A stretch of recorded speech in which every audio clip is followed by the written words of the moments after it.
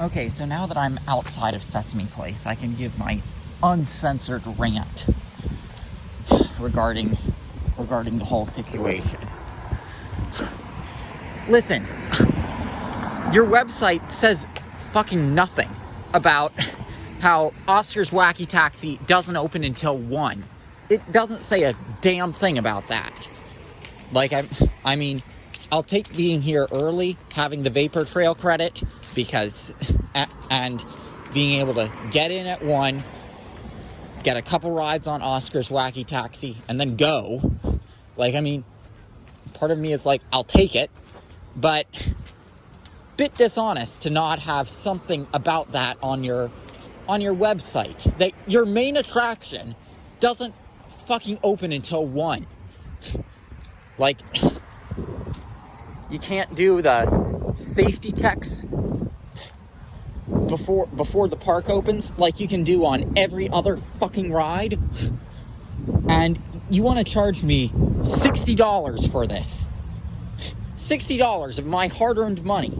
You want to charge me for admission to a park that's just copy and paste Zamperlas that are mostly kiddie rides, and a water park that isn't open because of the time of year, and your main attraction, which is the sole reason I came, that doesn't fucking open until 1. Like, it's basically a parody.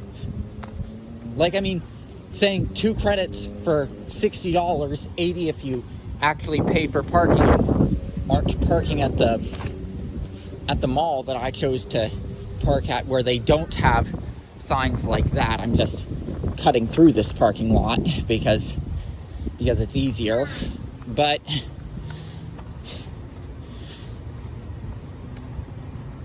you can't have a park like I mean, I don't get how you can have a park that's so standard, so cut and paste. Like, there's nothing that takes a lot of work. I mean, I know a wooden coaster takes a lot to maintain, but there are parks with more wooden coasters that are cheaper to get into. Lakemont Park, $20. 2 wooden coasters, including one that's a National Historic Landmark, so they have to maintain it in a very specific way. They can't be updating any sort of the technology on it, so that takes real skill to do. Somehow they can do admission for $20.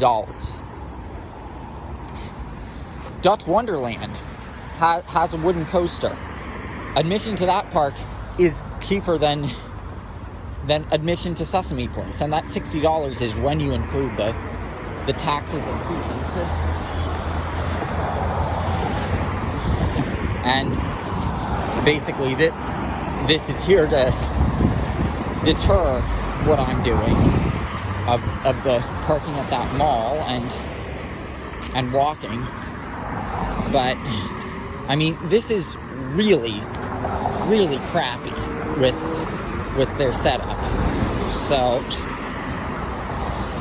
I mean, this is the working class coaster enthusiast angle of Sesame Place that's sort of being real and not holding back because you're around kids, and not because I have a problem with kids hearing cursing, because when it's a scam, the problem is the fucking scam. The problem is not people who call it out and people who might happen to call it out around kids.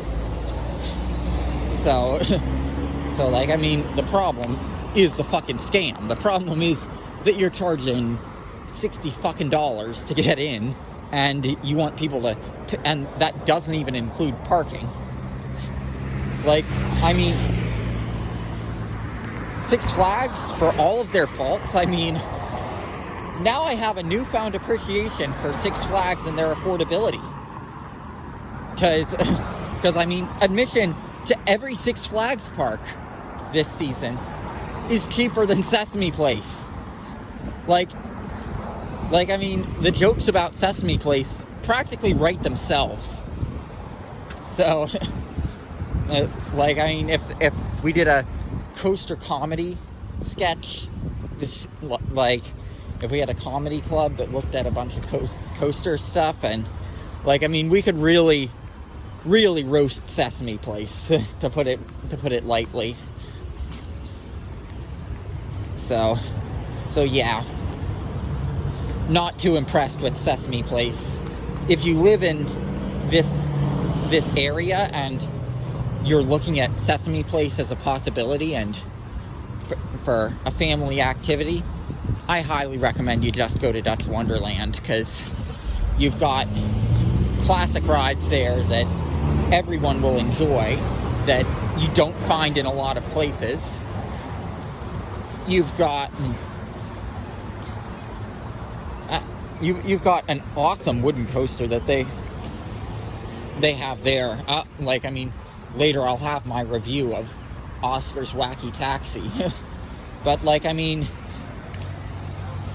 the Six Flags locker policy, I mean, I still do consider the Great Adventure locker policy, I still do consider that by far and away the worst policy I have ever seen at any park.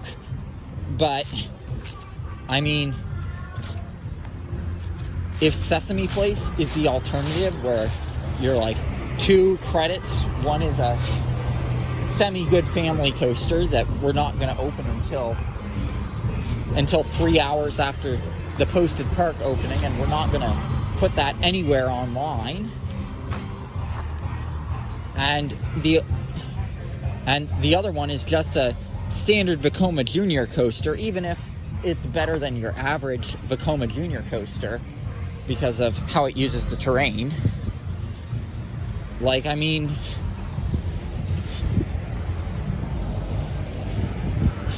I don't often leave a park in less than a couple hours, including making a video walking around the park for a lot of that time. It's not often I leave a park in disgust in less than 2 hours. But I mean, Sesame Place, yeah, I mean, I'm just going to Chipotle, getting my lunch, and then I'll go back to pick up Oscar's Wacky Taxi at 1. I'll try to get there a little before, so I don't have to fucking wait for it. But yeah, I mean, I literally left Sesame Place in disgust. Like, I will be giving them a 1-star review on the Google reviews, because like, they've certainly earned it with that sort of thing. Like, I mean, the park is fucking owned by SeaWorld. Like, as a chain, like, I normally have come to expect SeaWorld to be better than what you think of as a typical chain in terms of stuff like this. Like, I mean, Busch Gardens Tampa, like, I mean, just looking at the raw coaster lineup and only going there for coasters, it's overpriced. But like, when you look at everything else in the park, when you look at the fact that you can literally take a train through a safari, like, I mean, yeah, I'd say that's probably worth it, a justified price. And a lot has to go into those animals. But when you're looking at Sesame Place, a park that has nothing special except Oscar's Wacky Taxi, which they don't open until 1, and there's no notice of that. They just say, oh, it's common practice. And like, I mean, really. So, I mean, this has been my uncensored Sesame Place rant.